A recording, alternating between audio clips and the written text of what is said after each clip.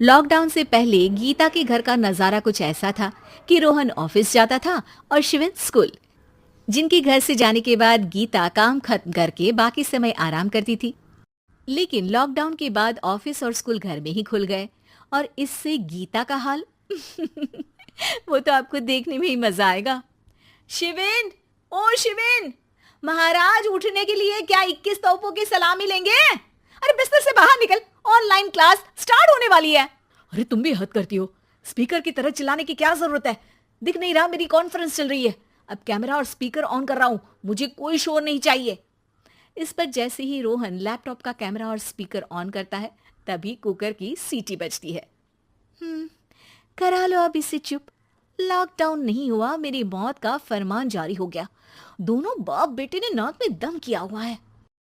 ऐसा बोलकर गीता वहां से शिविन के कमरे में पहुंच जाती है, जहां शिविन अभी भी सो रहा होता है। ओ आलसी, अब अगर 5 मिनट में नहीं उठाना तो आज तेरा गेम और यूट्यूब कैंसिल। माँ की बात सुनकर शिविन बिना 1 मिनट गंवाए उठ खड़ा होता है।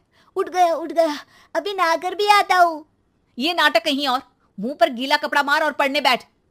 शिविन की ऑनलाइन क्लास स्टार्ट हो जाती है, जिस पर गीता उसे वहां बिठाकर रसोई में चली जाती है। थोड़ी देर में उसे कमरे से कुछ आवाज सुनाई देती है, जिसे सुनकर वो कमरे में वापस आती है। हाय राम, तुझे क्लास अटेंड करने के लिए बोला था, कैमरा ऑफ करके बिस्तर पर नाचने के लिए नहीं बोला था। मम्मी मुझे कुछ समझ नहीं आ रहा, आप बाद में पढ़ा देना ना, वैसे भी अटेंडेंस तो लगी गई है। हाँ हाँ बेटा, जरूर बन जा। तू अभी से हम सबका बाप बन जा। अरे नहीं मतलब कहाँ से लाते हो इतना दिमाग, और पढ़ाई करते हुए ये चला कहाँ जाता है? नाइस क्वेश्चन, दिमाग से पूछकर बता दूंगा। शिविन की बातों से परेशान होकर गीता उसे मारने के लिए जैसे ही आगे बढ़ती है तभी वो कमरे से बाहर भाग जाता है। अब शिविन आगे आगे और गीता हाथ में चप्पल पकड़े उसके पीछे पीछे पूरे घर में दोनों घूम रहे होते हैं। इसी बीच वो रोहन के पास पहुंच जाता है और शिविन को मारने वाली चप्पल रोहन के लैपटॉप पर जाकर गिरती है। ओए माँ! मम्मी, अब पापा को चप्पल मार रही हो? वो आज तक के रिपोर्टर, चुपचाप जाकर क्लास अटेंड कर ले, नहीं तो अगली तेरे पीछे लगेगी। इस पर शिविन वहां से चला जाता है, जिसके बाद रोहन गीता से कहता है, इस सर्कस के लिए कुछ बोलना चाहोगी?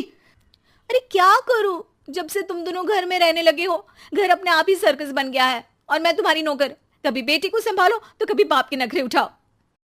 इन्हीं सब उथल पुथल में दिन बीतते रहते हैं, जिसमें हर रोज घर के अंदर कुछ नया सियप्पा खड़ा मिलता है, जो ज्यादातर शिविन और रोहन के ऑनलाइन स्कूल और ऑफिस से रिलेटेड ही होता है। एक सुबह, शिविन चल उठ, आज की क्लास जल्दी है।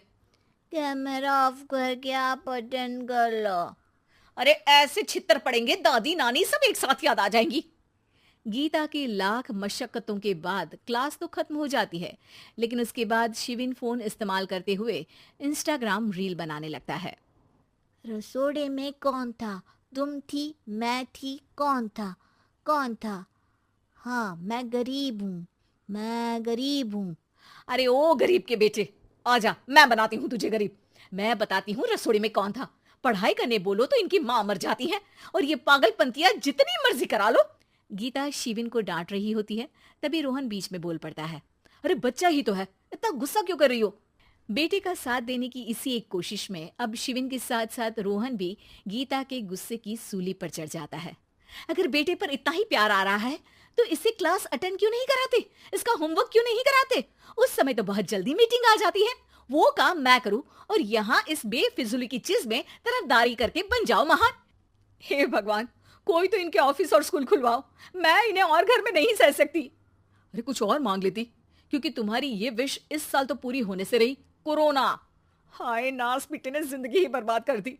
खाए कोई पचाए कोई, कल मुझे चुन चुन कर सबको मेरी बद्दुआ लगेगी।